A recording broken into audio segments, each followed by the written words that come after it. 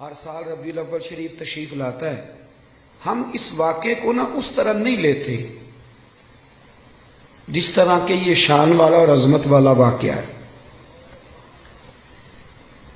جو لوگ مکہ شریف میں رہتے ہیں بیت اللہ شریف ان کے پاس ہے، وہ زیادہ عمرے نہیں کرتے، وہ نہیں زیادہ طواف کرتے، ان کو پتہ ہے کہ یہ قریب ہی ہے ہمارے. جس کے پاس کوئی چیز آ جاتی ہے وہ اس انداز میں قدر نہیں کرتا جو قدر جس کے پاس نہ آئی ہو وہ کرتا ہے. میلاد شریف کو اگر آپ نے غور سے دیکھنا ہو تو آپ حضرت آدم علیہ السلام کا وہ قول دیکھیں جب آپ نے بیٹے حضرت شیش علیہ السلام سے کہا تھا بیٹے سارا کچھ بھول جانا پر آخری نبی کریم علیہ السلام پر درود و سلام پڑھنا نہ بھولنا.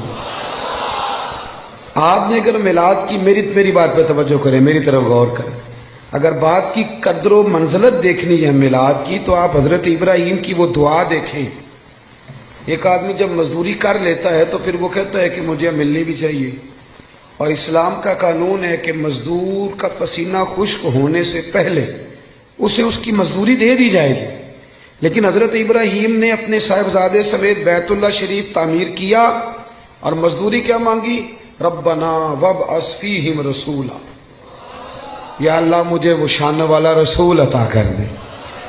آپ اس شخص کی قدر کو ملاحظہ کرتے ہیں جو ہزاروں سال پہلے نبی پاک کے آنے کی دعائیں مانگ رہا ہے. آپ ذرا سوچیں کتنا لمبا انتظار ہے، کتنا لمبا انتظار ہے.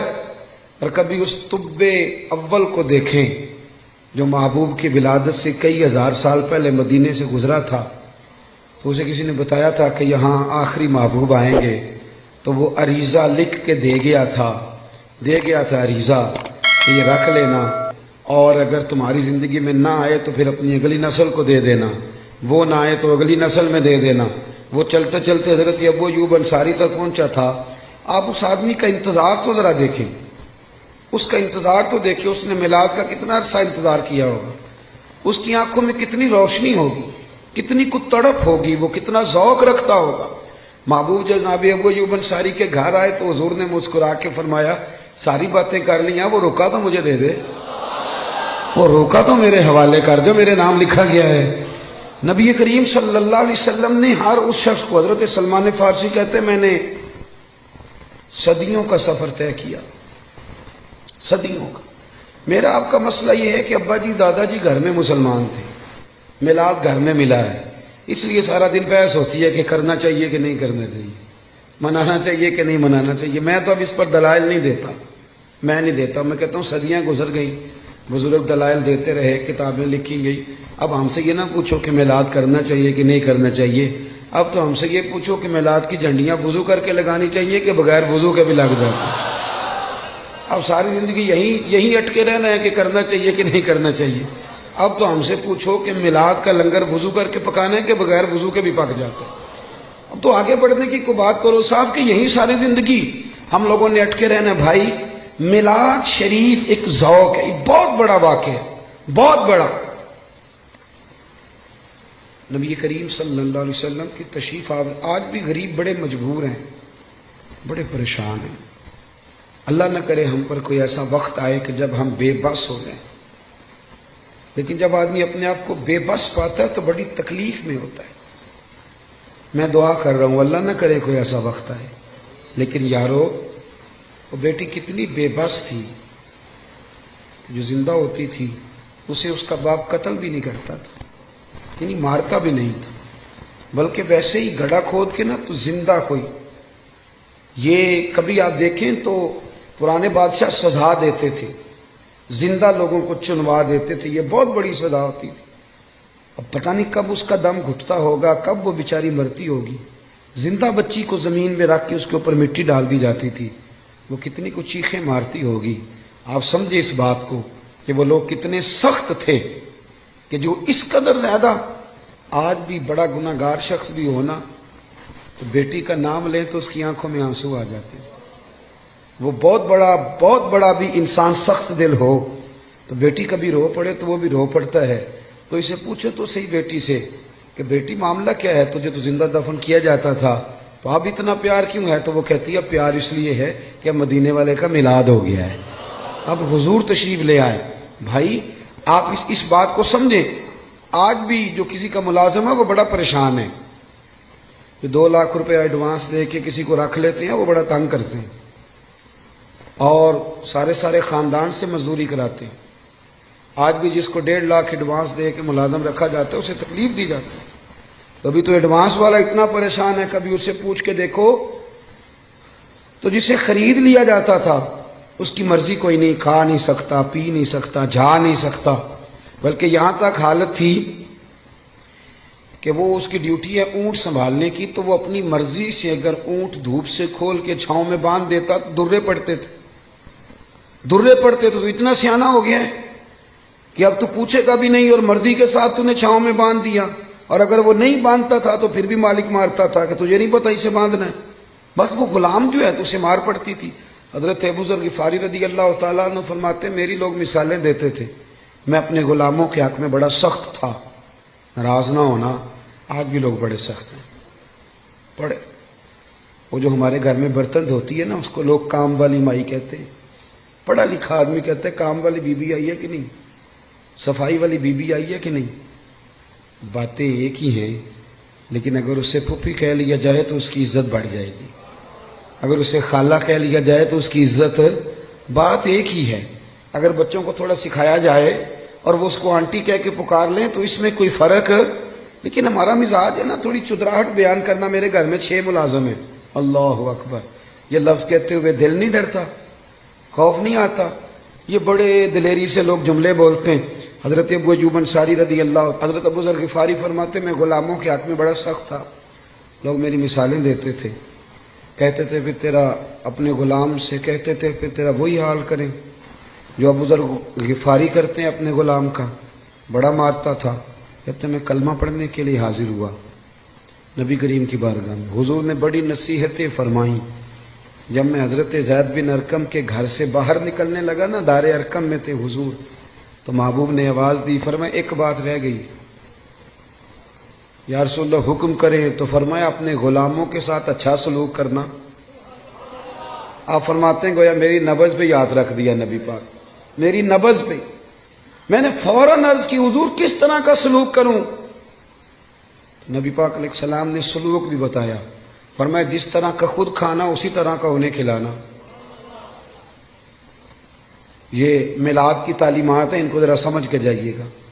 جس طرح کا خود کھانا اسی طرح کا انہیں کھلانا, اور فرمایا جس طرح کا خود پینا اسی طرح کا انہیں پلانا, اور جس طرح کا خود پہننا اسی طرح کا انہیں پہنانا. یہ حضور کی تعلیمات ہیں ملازم کے حق میں. آج پڑھی لکھی سوسائٹی میں یہ ہوتا ہے سارا کچھ, جو بڑا شور کرتے ہیں لبرل لوگ کہ ہم جی بڑے بڑے حقوق بیان کرتے ہیں سوسائٹی میں. تو یہ کرتے ہو سارا کچھ کہ جس طرح کا خود کھانا اسی طرح کا انہیں بھی کھلانا, جس طرح کا خود پینا اسی طرح کا انہیں بھی پلانا. حضرت ابو ذر غفاری فرماتے ہیں میرے غلام بڑا ڈرتے تھے, پر میں حضور کی بات سن کے جب گھر گیا نا تو آج میں نے اپنی اہلیہ سے کہا کھانا تم پکاؤ گی. انہوں نے کھانا پکایا تو میں نے خود دسترخوان پہ چنا. آدھے غلام ادھر بٹھا لیے, آدھے ادھر بٹھا لیے, میں بیچ میں بیٹھ گیا. فرماتے ہوں میرے ساتھ جو غلام بیٹھا تھا وہ بوڑھا تھا, وہ لقمہ اٹھاتا تو ہاتھ کانپتے. میں نے انہیں کہا بابا ڈرتے کیوں ہو؟ تو کہنے لگا اب نہیں مجھ سے درے کھائے جاتے, میں بوڑھا ہو گیا ہوں. روٹی پہ بٹھا لیا, جو اصل بات ہے وہ بتائیے, ہمیں ڈر آتا ہے آپ سے. تو حضرت ابو ذر غفاری فرماتے میں کبھی نہیں رویا تھا, پر آج میں رو پڑا. میں نے کہا بابا اب تمہیں کوئی بھی نہیں مارے گا, اب تم پر کوئی درے نہیں برسائے گا, اب تمہارے سفید بالوں کی قدر ہوگی. وہ کہنے لگے اب کیا ہوا ہے؟ تو میں نے کہا میں مدینے والے رسول کا غلام بن گیا ہوں, اور حضور نے حکم دیا ہے غلاموں کے ساتھ اچھا سلوک کرنے کا. بھائی میلاد, آپ ذرا پس منظر میں جائیں, میلاد کو ذرا دیکھیں. میں نا اس سال ربیع الاول شریف پہ نا ہر محفل میں دوستوں کو ایک مشورہ دے رہا ہوں, آپ کو بھی دے دوں. جو چوپ ہے ان کی ہاں ہے کہ نہ ہے؟ اللہ جزائے خیر دے آپ کو. کچھ چوپ بھی بیٹھے ہوئے نا جی. جو بندے چوپ ہوتے ہیں وہ کبھی کبھی گھورتے بھی ہیں تھوڑا سا, تو بندہ پریشان بھی ہوتا ہے کہ اب یہ گھور رہا ہے, اللہ جانے کیا بات ہے. تو آپ تو خوش ہیں نا, خوش اس لیے ہونا چاہیے کہ میلاد شریف کا موقع ہے. نثار تیری چہل پہل پہ ہزاروں عید ربیع الاول, सिवाय इबलीस के जहां में, सभी तो खुशियां मना। तो मेरे अजीज, आप मेरी बात पर तवज्जो। मैं एक मशवरा दे रहा हूं दोस्तों को। मैं कहता हूं कि मिलाद शरीफ ना हमारे यहाँ रस्मन भी बनाया जाने लगा है। कुछ लोग मिलाद आता है तो कुछ लोगों का सीजन आ जाता है, उनका सीजन शुरू, रेट लगने लगते हैं, बाहर की नहीं होने लगती है, माहौल शुरू होता है। कुछ चंदे मांगने वाले हैं वो भी चौंकों में प्लेटें लेके खड़े हो जाते हैं। एक तरफ ये दावा करते हो कि हम नबी पाक के नाम का खाते हैं, हमारा सारा कुछ हुजूर का सदका, और मिलाद की बारी आए तो चंदे मांगते हो। सारे साल में एक महफिल तो अपनी जेब से करा लो, एक ही जेब से करा लो। चलो अल्लामा साहब भी एक जेब से करा लें, पीर साहब भी एक जेब से करा लें, कोई एक तो जेब से कराओ। एक तरफ कहते हो हुजूर के नाम का खाते हैं, दूसरी तरफ प्लेटें लेके खड़े हो चौकों में, ये क्या माना हुआ? मेरे अजीज, मिलाद जज्बात के साथ मनाएं, मिलाद शौक के साथ मनाएं। बहुत बड़ा चौधरी, नवाब, सेठ, बहुत बड़ा जो है वो इंडस्ट्री का मालिक 12 रबीउल अव्वल शरीफ को ना सुबह सुबह झाड़ू ले ले और अपने मोहल्ले की मस्जिद में जाके झाड़ू देना शुरू कर दे। वो सारे लोग पूछें, सेठ साहब आपने तो कभी खुद उठ के पानी का प्याला नहीं पिया, आज खैरियत है? तो उसकी आंखें आंसू बहाएं। वो कहे, यारो आज मैं सफाई करूंगा इसलिए कि आज कोई मामूली दिन नहीं, आज मेरे नबी करीम के मिलाद शरीफ का दिन है। ये ज़ौक बने, ज़ौक। अल्लामा साहब, पीर साहब, मुफ्ती साहब वो झाड़ू ले ले और मस्जिद की गली में सफाई शुरू कर दें। सारे शागिर्द और मुरीद और अकीदतमंद दौड़, हजरत मैं करता हूं, मुझे दे दें। तो वो कहे, नहीं यार तू पीछे हट जा, मुझसे तो किसी ने सलाम नहीं लेनी थी, मेरा तो किसी ने हाल नहीं पूछना था, ये मेरी जितनी शानें हैं ये मदीने वाले महबूब के मिलाद का ही सदका है। आज हुजूर का मिलाद शरीफ है। 2 जोड़े ले लिए भाई ने, एक मिठाई का डब्बा ले लिया और 10 रबीउल अव्वल को अपनी बहन के घर चला गया, जाके ना उसे मिठाई खिलाई, 2 जोड़े कपड़ों के दिए। तो हम शीरा बोल पड़ी, कहने लगी, भाई तेरे पास तो टाइम ही नहीं होता, तू कैसे आ गया, तू कैसे आ गया? तो भाई की आंखें चमक पड़ी। वो कहने लगा, बहन 2 दिन बाद ना मेरे नबी पाक का मिलाद शरीफ है, तो मैं ईद मिलाद वाली ईद ही देने आया हूं। तो बहन रो पड़ी, ने सारे मोहल्ले को बताया मेरा भाई अपने नबी से बड़ा ही प्यार करता है। बड़ा ही मिलाद में ना जज्बात नहीं शामिल होते, अब बात रस्मन रह जाती। अब वो कैफियत जो आदमी अपने बेटे की शादी रखता है, उसकी बहन और बहनोई अगर नाराज हो तो वो मनाने नहीं जाता उनको, बताओ यार शादी है, खुशी तुम्हारे बगैर नहीं हो सकती। तो मिलाद शरीफ की जिसने खुशी करनी है उसके सारे रिश्तेदार नाराज हो तो उसने खुशी कैसे मना ली? चाहिए तो ये था ना कि वो मिलाद शरीफ से पहले जाता नाराज लोगों के घरों में और जाके कहता, सारी खुशियों से बड़ी खुशी ये आई है, मैं आपसे माजरत करने आया हूं, आओ सारे मिलके इकट्ठे होकर नबी पाक का मिलाद मनाएं। हम अगर मिलाद में जज्बात शामिल करें, ज़ौक शामिल करें, गहराई में उतर जाएं, गहराई में जाएं, और फिर जितनी तालीमात हैं नबी पाक के मिलाद की, जितनी तालीम, देखो ना आज भी जब मिलाद का स्टेज सजता है ना, जिसने 2 लाख रुपया, 1 लाख रुपया, 50,000 रुपया ताउन किया होता है ना, वो स्टेज पे बैठ जाता है, चाहे वो सारा साल मस्जिद ना आया हो। उसने जेब में रखी होती है, सियासतदान ने, सेठ साहब ने टोपी, तो वो सफेद टोपी निकालता है, चूंकि उसने 50,000 दिया तो आ जाता है स्टेज पे। और जिनके हाथों में नोटों की दत्तियां आती हैं वो सारे फ्रंट सीट पे बैठे होते हैं, और फिर उनके नाम भी नात खां याद कर लेते हैं, अल्लाह माशाल्लाह, कहते हैं ये हाजी बड़ा आशिक रसूल है। भी इश्क तो अंदर की बात है, तुझे कैसे पता चला इसके अंदर है कि नहीं? ये तो बिल तू कैसे गहराई में उतर गया कि हाजी आशिक रसूल है, कि यहाँ इश्क रसूल के लिए नोटों की दत्ती का होना जरूरी है? ये मिजाज बदले। सारा साल हर स्टेज पे अमीरों का कब्जा रहता है, अगर मिलाद के और सीरत के स्टेज पर भी अमीरों का कब्जा रहा तो गरीब बेचारे किधर गए? एक तो नेकी करो, मोहल्ले का जो सबसे गरीब आदमी जिसको कभी किसी ने नहीं पूछा उसके लिए एक जोड़ा बनवाओ, उसके सर पे दस्तार सजाओ, और जो फजर के वक्त आके मस्जिद खोलता है, सफाई करता है, उसे कपड़े पहनाओ, अच्छे दस्तार सजाओ, मिलाद के स्टेज पे बिठाओ। तो वो कहे अब क्या करना है, तो उसे कहो अब कहना है, हम गरीबों के आका पे बेहद दुरूद, हम गरीबों के आका पे, हम गरीबों के आका पे बेहद दुरूद, और हम फकीरों की सरवत पे लाखों सलाम। मिलाद में इस्तिलाहात की जरूरत है। मुझे नहीं अच्छा लगता लंगर हो मिलाद शरीफ का और वो छतों से बांटा जाए। एक तरफ लंगर और वो भी लंगर शरीफ, और फेंका जा रहा है छतों से। मिलाद शरीफ के लिए मैं अपने यहाँ ये एहतमाम करता हूँ, मैं कहता हूँ ताज़ी रोटी आप बावर्ची से कहें वो रोटियाँ पकाए, सुबह फजर के बाद खाना शुरू हो जाता है। मैं अपने संगियों से कहता हूँ भी सारा दिन रोटी खानी है आज, सारा दिन। उसका तरीका ये होगा कि थोड़ी सी अब खा लो, थोड़ी सी ठहर के खा लो। तो क्या वो कैसे खानी है? गरीबों को बुला बुला के लाओ।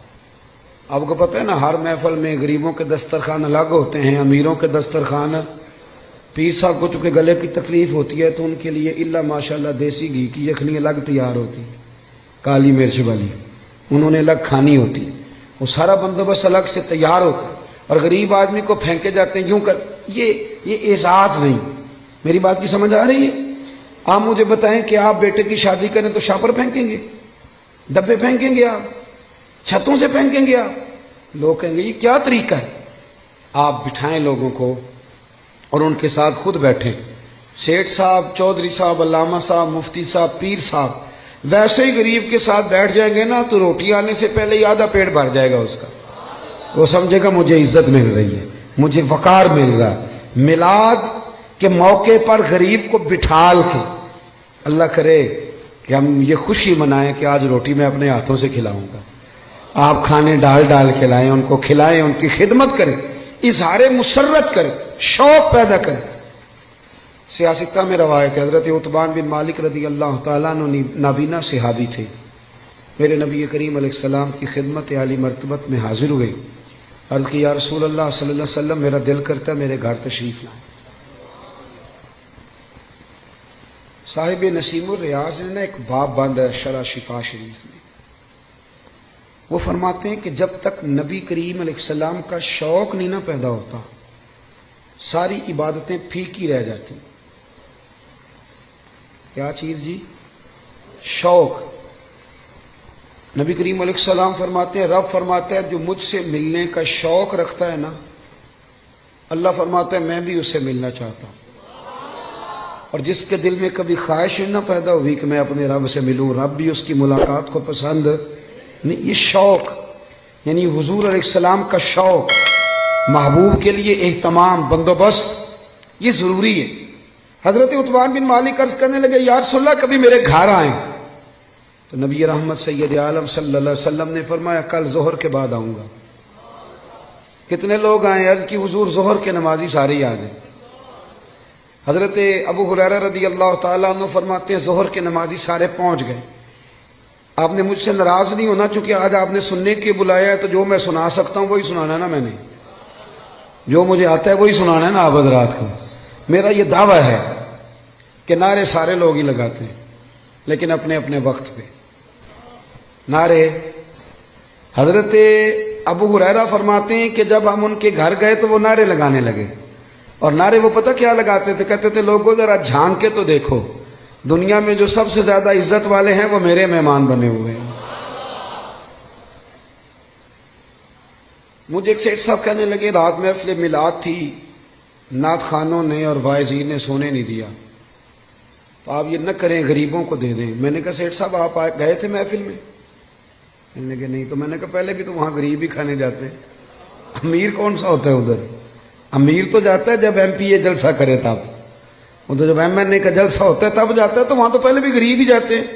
तो और ना है किसी गरीब को अगर कोई रह गया तो वो हमें दे दो, हम उसे भी खिला देते हैं। वरना मिलाद की महफिलों में, और मैं सही कह रहा हूं कि नहीं? और उसकी दलील है हमारे पास। नबी पाक अलैहिस्सलाम ने फरमाया मेरा दीन गरीबों में आया, गरीबों में रहेगा, और जब मैं क़यामत में जन्नत में जाऊंगा तो मेरे आगे पीछे दाएं बाएं गरीब लोग ही होंगे। तो ये तो तयशुदा बात है। तो आप मजीद किस गरीब की बात कर रहे हैं वो बता दें, आप उसको भी शामिल कर लेते हैं। दोस्त, नारे तो कोई ना कोई अपने अपने वक्त पे लगाता ही है। यारो सुबह इलेक्शन शुरू हो जाए तो जो आदमी बड़ा संजीदा है ना, बड़ा सियाना है, वो अपनी गाड़ी पे झंडा भी लगाएगा, उस पे पोस्टर भी लगाएगा, अपनी जेब से फ्लैक्सें भी बनवाएगा, फोटो भी लगाएगा, अपने दरवाजे के सामने दफ्तर भी खोलेगा, और वहां वो खाने के बंदोबस्त भी करेगा। اور جب ریلی نکالنی ہوگی تو ریلی بھی نکالے گا، نعرے لگانے ہوں گے تو نعرے بھی لگائے گا۔ وہ الگ بات ہے کہ الیکشن کے 6 ماہ کے بعد کہے گا اوہ بھول گیا ہو، غلط بندے کو ووٹ دے بیٹھا ہوں۔ لیکن نعرے سیٹھ صاحب بھی لگاتے ہیں، نعرے وکلاء بھی نہیں لگاتے؟ ہاں نہ تو کریں نا، نہیں لگاتے تو میں بتاتا ہوں لگاتے ہیں۔ سارے اپنے اپنے پروگراموں پہ نعرے لگاتے ہیں، لیکن 6 ماہ کے بعد کہتے ہیں غلطی ہو گئی، غلط آدمی کے نعرے لگا بیٹھے۔ اور یارو چھوڑو، کب تک جھوٹوں کے نعرے لگاؤ گے؟ ہمارے ساتھ مل جاؤ، پہلے دن سے سچے نبی کے نعرے لگا رہے ہیں، ایک دن بھی سجدہ صاف نہیں کرنا پڑا، ایک دن بھی سجدہ صاف نہیں، پہلے دن سے لگا رہے ہیں۔ اور اعلی حضرت فرماتے ہیں حشر تک ڈالیں گے پیدائش مولا کی دھوم، مثل فارس نجد کے کلے گراتے جائیں۔ او بھائی ادھر آ جائیں، سچے محبوب حضرت ابو ہریرہ فرماتے ہیں انہوں نے نا شور کرنا شروع کیا، کہنے لگے لوگوں آؤ دیکھو جو سب سے زیادہ عزت والے ہیں وہ میرے مہمان بنے ہوئے۔ پھر انہوں نے کیا کیا؟ سارے محلے کی دعوت پکائی۔ نبی کریم علیہ السلام نے فرمایا ہمیں بلایا تو اب بتاؤ کرنا کیا ہے؟ تو عرض کرنے لگے یا رسول اللہ صلی اللہ علیہ وسلم میرے گھر کے کسی کونے میں 2 رکعتیں نماز پڑھ دیں، میں جب تک زندہ رہوں گا وہاں سجدے ہی ادا کرتا رہوں گا۔ صحابہ کرام کا جو وابستگی ہے نا ذات رسالت کے ساتھ، ہمارے ہاں ایک تو وہ طبقہ ہے جو بیچارہ ابھی تک ابحاث میں الجھا ہوا ہے، اور ایک ہم لوگ ہیں جو منانے والے۔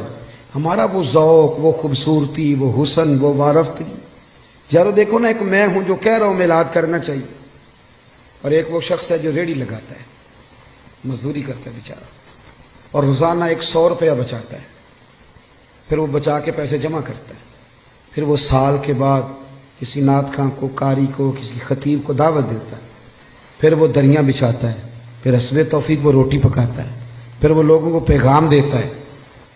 نہ اس کی فوٹو آتی ہے، نہ وہ اسٹیج پہ بیٹھتا ہے، نہ اس کا اشتہار پہ نام آتا ہے، لیکن ایک بات تو پکی ہے نا کہ اس نے غربتوں میں رہ کے جب ذکر رسول کی بزم سجائی ہے تو یہ تو دعویٰ ہے نا کہ اس کی روح کا رشتہ ہے مدینے والے رسول کے ساتھ، اس کی روح کا رشتہ ہے۔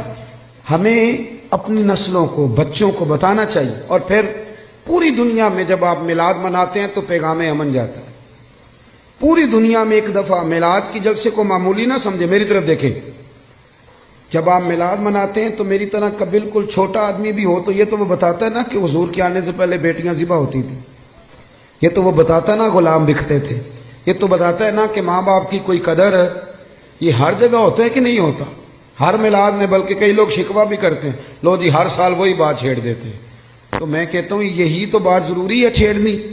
ہر آدمی یہ ہر سال یہ بات بتلاتا ہے نا کہ غلام بکتے تھے، ہر سال ہر آدمی یہ بات کرتا ہے کہ ماں باپ منڈیوں میں بیچے جاتے تھے۔ تو جب آپ ربیع الاول شریف میں میلاد مناتے ہیں نا تو نبی پاک کی تعلیمات نئے سرے سے پوری دنیا کے اندر پھیلتی ہیں، نئے سرے سے، نئے سرے سے۔ اور میں نے دیکھا ہے، میں نے ملک سے باہر بھی دیکھا ہے کہ صرف ایک زبان میں نہیں، ہر زبان میں میلاد کے جب تذکرے چھڑتے ہیں ہر زبان میں تو پوری دنیا میں یہ پیغام جاتا ہے کہ یہ 12 ربیع الاول کے جو ایام ہے یہ پیغام امن کے ایام، یہ پیغام محبت کے ایام۔ یہاں عورتوں کے حقوق کی بات ہوگی، یہاں جانوروں کے حقوق کی بات ہوگی، یہاں ماں باپ کے حقوق کا ذکر ہوگا، یہاں پڑوسی کے حقوق کا ذکر ہوگا، یہاں بیٹی کی بابت بتایا جائے گا۔ ایک بات اور آپ سے کرنی ہے، اس پر بھی آپ نے خاص توجہ کرنی ہے۔ انسان کچھ چیزیں ایسی ہوتی ہیں جو اس کی تقریر سے ثابت ہوتی ہیں، اور کچھ چیزیں ایسی ہوتی ہیں جو اس کے عمل سے ثابت۔ ہمارا زمانہ نہ تیز لوگوں کا زمانہ ہے، لوگ آگے بڑھ کے نہ اپنا بتانا چاہتے ہیں، اپنا بتانے سے بات نہیں بنتی، عمل کرنے سے بات بنتی۔ میں اپنے دوستوں کو اکثر مشورہ دیتا ہوں کہ کبھی کسی کو شیشے میں اتارنے کی کوشش نہ کرنا۔ اگر تم نے کسی کو شیشے میں اتارا تو دنیا بڑی تیز ہے، وہ تمہیں شیشے میں اتار لے گا، مت کوئی ایسا کام نہ کرنا۔ اخلاص حسن ہے زندگی کا، اخلاص والے لوگ اداکار نہیں ہوتے، وہ جو ہوتے ہیں وہ اصل ہی ہوتے ہیں، وہ جو ہوتے ہیں وہ اصل ہوتے ہیں، ان میں کوئی اداکاری نہیں ہوتی۔ میلاد شریف کا عنوان اور میرے نبی کریم صلی اللہ تعالی وسلم کی تشریف آوری، اس نے دنیا سے ہر ملمہ سازی کو دور کر دیا اور احساس، اخلاص، ان چیزوں کو بیدار کر دیا۔ حضور کے آنے سے پہلے رشتے سارے ہی تھے، ماں بھی ہوتی تھی، باپ بھی ہوتا تھا، بہنیں بھائی سب رشتے ہوتے تھے، رشتے تھے، ان میں احساس نہیں تھا۔ اگر میلاد منانے والے میں احساس ہی نہ ہو اور وہ دعویٰ اونچا کرے، احساس ہی نہ ہو سرے سے، وہ بالکل دنیا داری کرے، میلاد تو احساس کا نام ہے نا، حضور نے احساس دیا، احساس۔ ہمارے یہاں کچھ رشتے ایسے ہوتے ہیں جن کا تذکرہ لوگ کرتے نہیں، شرماتے ہیں، جیسے میاں بیوی کا رشتہ ہے، جس انداز میں ماں باپ کے حقوق بیان کیے جاتے ہیں، اولاد کے کیے جاتے ہیں، پڑھو، اس رشتے میں بہت سارے لوگ بات کرتے ہوئے جھجکتے ہیں، حالانکہ یہ وہ رشتہ ہے جسے اللہ نے اپنی نشانیوں میں سے نشانی قرار دیا۔ نبی کریم علیہ السلام نے اس رشتے کا اتنا احساس بیان کیا۔ حضرت عائشہ صدیقہ رضی اللہ تعالیٰ عنہ فرماتی ہیں، حضور گھر میں اکثر اپنی پہلی زوجہ سیدہ خدیجہ الکبریٰ رضی اللہ تعالیٰ عنہ کا ذکر چھیڑ دیتے تھے، اکثر۔ مجھے رشک آتا تھا، میں ناز کرتی تھی، کیا بات ہے، خدیجہ کی کیسے مقدر ہے کہ ان کے وصال کو زمانہ بیت گیا اور حضور ذکر کرتے ہیں۔ کہتی ہیں میرا دل تھا کبھی حضور سے پوچھوں گی۔ ایک دن نبی کریم علیہ السلام گوشت لائے اور مجھ سے فرمایا کہ آج تک گوشت پکاؤ۔ کہتے ہیں وہ گوشت میرے سامنے ہے، میں صاف کرنے لگی تو محبوب کریم علیہ السلام نے فرمایا ذرا شوربہ زیادہ کرنا۔ میں نے کہا یا رسول اللہ صلی اللہ علیہ وسلم کچھ مہمان آئیں گے؟ تو حضور فرمانے لگے نہیں، مجھے پتہ چلا ہے مدینے میں خدیجہ الکبریٰ کی کچھ سہیلیاں آئی ہیں، تو تم شوربہ زیادہ پکانا، میں کچھ سالن انہیں بھی بھیجوں گا۔ میں کہہ رہا ہوں ذرا رشتے کے احساس کی شدت کو ملاحظہ کریں۔ وہ باتیں جو اکثر لوگ کرتے ہوئے جھجکتے ہیں کہ اب اس کی بھی شدت بیان کی جائے گی۔ فرمایا میں نے انہیں سالن بھیجنا ہے۔ حضرت عائشہ صدیقہ کہتی ہیں میں نے جھجکتے جھجکتے سنبھل کر، سوچ کر، مسجع مکفہ، بڑی احتیاط سے نظریں جھکا کے ایک جملہ کہا۔ میں نے کہا یا رسول اللہ صلی اللہ علیہ وسلم اللہ نے آپ کو جوان اور خوبصورت بیویاں دی ہیں، آپ تو ہر وقت حضرت خدیجہ کا ذکر ہی کرتے رہتے۔ کہتی ہیں میں نے تو بات کر دی اور میں خاموش ہو گئی، اب میری جرت نہیں تھی کہ نظر اٹھا کے دیکھوں چہرہ نور کا رنگ کس طرح کا ہے، جھجک رہی تھی۔ پوری ہمت کر کے میں نے ذرا نظر اٹھائی تو حضور کے چہرے پہ جلال تھا۔ تو محبوب فرمانے لگے عائشہ آج بات کی، آج کے بعد نہ کرنا۔ یا رسول اللہ کیا ہوا؟ فرمایا عائشہ میرے پاس جتنے لوگ آئے ہیں نا وہ سکھوں کے وقت آئے ہیں، خدیجہ تو میرے دکھوں کی ساتھی ہے، وہ تو میری تکلیفوں کی ساتھی۔ فرمایا لوگ مجھے پتھر مارتے، میری راہوں میں کانٹے بچھاتے، میں پریشان ہو کے گھر لوٹتا، اس وفادار بیوی کے ایک ہاتھ میں دودھ کا پیالہ ہوتا، ایک ہاتھ میں کھجوریں ہوتی، کھجور کھلا کے دودھ پلا کے بستر بچھا کے کہتی محبوبہ غم نہ کرنا، اللہ بڑی شان عطا فرمائے گا۔ اتنی شدت رشتوں نے پیدا کر دی، اتنا احساس۔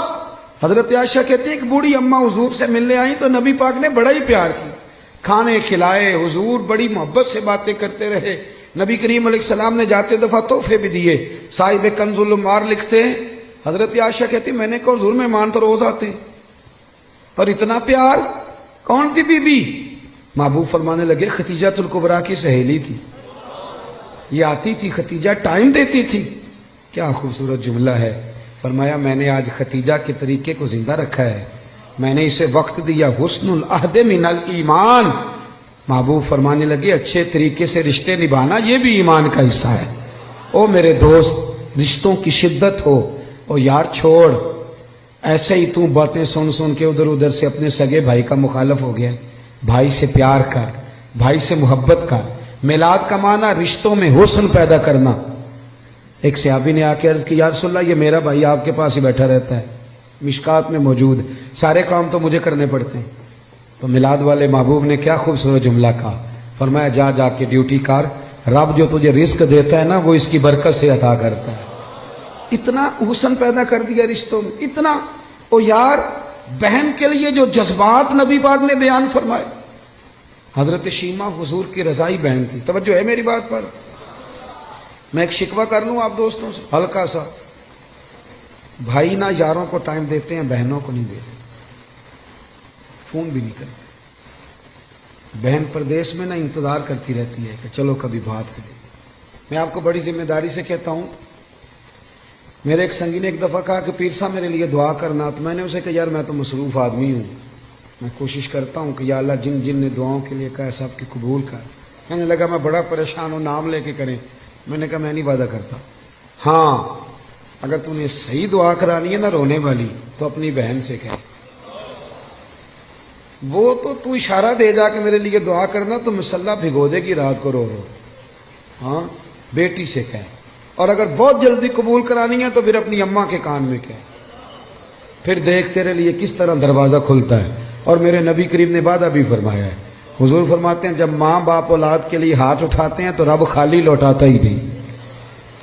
حضور نے نا یہ احساس، لیکن نا آج لبرل لوگ کھڑے ہوتے ہیں تو وہ کہتے ہیں جی اسلام نے جی بہنوں کا حصہ آدھا رکھا ہے اور بھائی کا ڈبل رکھا ہے۔ میں کہتا ہوں تم نے دین سیکھا ہی نہیں، ہمارے پاس آؤ ہم تمہیں بتائیں۔ بیٹی کا حصہ زیادہ ہے بیٹے سے، کہتے ہیں یہ تو ڈبل ہے۔ اور میں نے کہا خدا کے بندے عورت کا حصہ سنگل ہے، پر یہ بتاؤ اس کے ذمہ کوئی حق ہے؟ بچوں کا نان نفقہ ماں کی ذمہ داری کے باپ کی، بیوی کا نان و نفقہ اس نے دینا ہے، بچوں کی پرورش خاوند نے کرنی ہے، ماں باپ کی ذمہ داری کس نے اٹھانی ہے؟ عورت کا حصہ سنگل ہے، ذمہ داری کوئی بھی نہیں، وہ سارا اس کے پاس بجٹ ہی بجٹ ہے، وہ لگا دے تو اس کی مہربانی، خرچ کرے تو اچھا، ورنہ اس کے ذمہ کوئی حق نہیں ہے سوائے اس کے کہ زکوٰۃ فرض ہو جائے یا حج فرض ہو جائے یا قربانی واجب ہو جائے، اس کے ذمہ کوئی حقوق۔ مرد کا حصہ ڈبل ہے پر ذرا اس کی ذمہ داریاں تو دیکھ۔ وہ میری طرف دیکھ کے خوش ہونے لگا، کہنے لگا صاحب آج تو آپ نے رخ ہی بدل دیا بات کا۔ اور میں نے کہا آپ دور بیٹھ کے باتیں سنتے ہیں نا، آپ کبھی قریب آئیں، جتنا جتنا میرے محبوب کا دین پڑھتے جاؤ گے نا میرے محبوب کے غلام بنتے جاؤ گے، گدائی کرتے جاؤ گے رسول کریم۔ حضرت شیمہ حضور کی رضائی بہن تھی، حضرت حلیمہ سعدیہ کی بیٹی۔ ان کے قبیلے پر مسلمانوں نے باقاعدہ حملہ کیا، گرفتار ہوئے لوگ اور بڑی سخت جنگ لڑی مسلمانوں۔ یہ جب آئی نا مدینے تو حضرت ابو ہریرہ کہتے ہیں آگے کہنے لگی میری نا اپنے نبی کریم علیہ السلام سے ملاقات کراؤ۔ تو میں نے بی بی کا دوپٹہ دیکھا تو پرانا تھا، میں نے حالت دیکھی تو اس کی پرانی تھی، سادے کپڑے۔ کہنے لگی کراؤ نا میری ملاقات۔ اللہ اکبر، 2-3 دفعہ کہا تو میں نے کہا تم کون ہو؟ کہنے لگی جا کے نا تو محبوب کی بارگاہ میں عرض کرو یا رسول اللہ شیمہ آئی ہے، کان میں کہو۔ حضرت ابو ہریرہ کہتے ہیں کہ میں اس کی باتیں سنتا تھا، مجھے یقین نہیں تھا، میں نے کہا یہ بی بی کس طرح بول رہی ہے؟ یہ اعتماد اگر ہوتا ہے تو صرف بہن کو ہی ہوتا ہے، یہ رنگ اسی کا ہوتا ہے۔ کہتے ہیں میں گیا اور میں نے جا کے حضور کے کان میں کہا یا رسول اللہ ایک بی بی یہ سادے سے کپڑے جو لوگ گرفتار ہو کے ہیں ان میں آئی، کہتی میرا نام شیمہ ہے۔ تو ابو ہریرہ کہتے ہیں محبوب نے تو دونوں مقدس آنکھیں کھول کے میری طرف دیکھا، فرمایا شیمہ یا رسول اللہ۔ ہاں۔ کہتے ہیں حضور اتنی تیزی سے اٹھے کہ چادر مبارک ممبر پہ رہ گئے۔ محبوب گھر لے گئے، کہا عائشہ کو بھی بلاؤ، فاطمہ کو بھی بلاؤ، سودار افسا کو بھی بلاؤ، میری ہمشیرہ آئی ہے۔ کھانے بننے لگے، خدمتیں ہونے لگی۔ سارا زمانہ ترستا ہے کہ مدینے میں کوئی کلی بن جائے، پر میرے محبوب فرمانے لگے شیمہ تو پسند کرے تو تیرے لیے مدینے میں مکان نہ بنا دوں، اگر تو کہے تو میرے پاس رہ جا میری بہن، یہاں رہ جا۔ حضرت عائشہ کہتی میں رو رہی تھی کہ محبوب اتنا پیار، اتنی محبت، وہ رضائی بہن کے ساتھ۔ میلاد تو احساس کا نام ہے، تیرے اندر احساس ہی نہ ہو اور تو خالی نعرے لگا کہ گھر لوٹ آئے، تو میلاد کو کیا سمجھا؟ تو مقصد تک کیسے پہنچا؟ میرے عزیز غور کرے۔ حضرت شیمہ کہنے لگی نہیں میں نے واپس جانا ہے، اور میں ٹھیک ہے میں تیاری کرا دیتا ہوں۔ کہنے لگی اکیلی نہیں جاؤں گی، میرا جتنا قبیلہ گرفتار ہوا ہے سارا آزاد کریں۔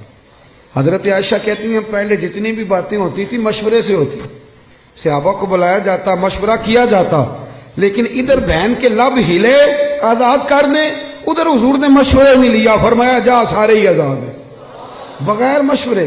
احساس کا نام میلاد ہے، تھوڑا احساس۔ آپ یقین کریں کبھی کبھی بڑی دقت ہوتی ہے، محافل میلاد میں بڑی دقت ہوتی ہے، یار آپ احساس ہی نہیں کر رہے، آپ سمجھ نہیں رہے چیزوں کو کہ یہ کس قدر خوبصورتی کا موقع ہے۔ पूरी दुनिया के एहसास का पैगाम अगर दिया जा सकता है तो मिलाद शरीफ के नाम पर दिया जा सकता है, मिलादुन नबी के नाम पर। एक बात और करता हूँ बात समेटने से पहले। हजरत उम्मे ऐमन रदी अल्लाह ताला अन्हा, ये हजरत अब्दुल्ला जो महबूब के वालिद गिरामी हैं, हजरत अब्दुल्ला रदी अल्लाह ताला अन्हु की आज़ाद करदा कनीज़ थी। हजरत आमना की भी इन्होंने खिदमत की, नबी करीम को दूध भी पिलाया। मक्का मुकरमा से हिजरत करके लोग मदीने आए तो ये भी आई थी। तो जिन लोगों को नबी पाक सल्लल्लाहु अलैहि वसल्लम ने भाई भाई बनाया तो उन्होंने फिर अपनी जायदादें आदि दे दी थी। आपने सुनी हुई ये बात।